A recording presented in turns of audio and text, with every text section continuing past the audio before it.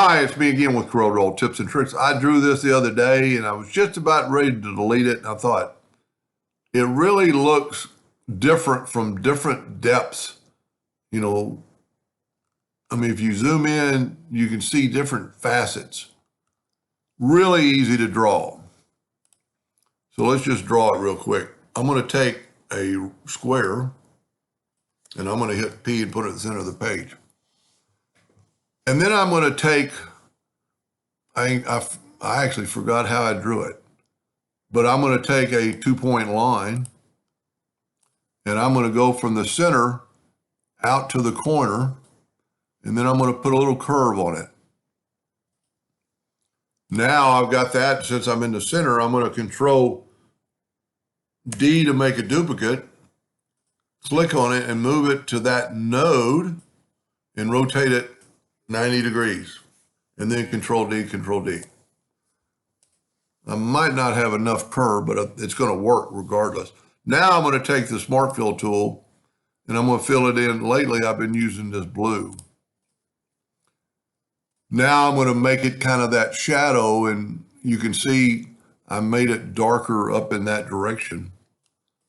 And I'm going to Interactive Fill tool and kind of sweep toward that direction, like it's going to be going underneath there, and then put some darkness and then go right there. Now, I didn't really have to make those other joints.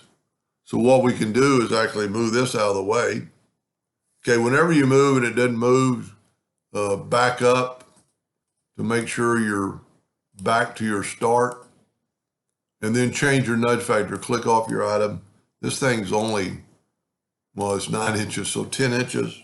We're going to change that in just a second. But I moved that out of the way. I don't want those lines. So now I can Control D and make a duplicate and rotate it from that node.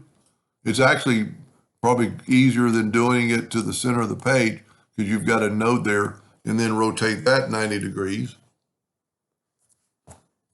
And then not Control F, Control D.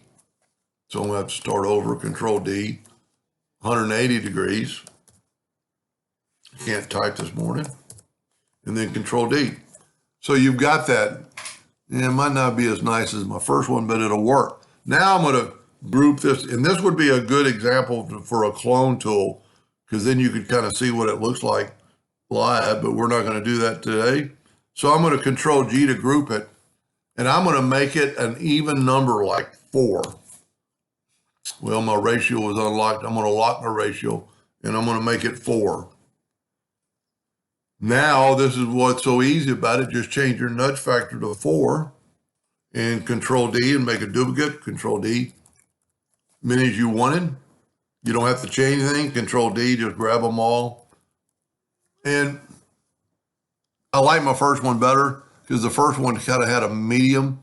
But, I mean, this would be a good wall, they call them a wall color, wall screen, seamless pattern, because everything's going to be, everything's touching. It's since we duplicated it, the 4 inches, and it's perfectly 4 inches. This one looks like it's got 2 halves, where this one from a distance looks like this is actually one piece, and it's almost like a video I've made before. But that's still pretty cool.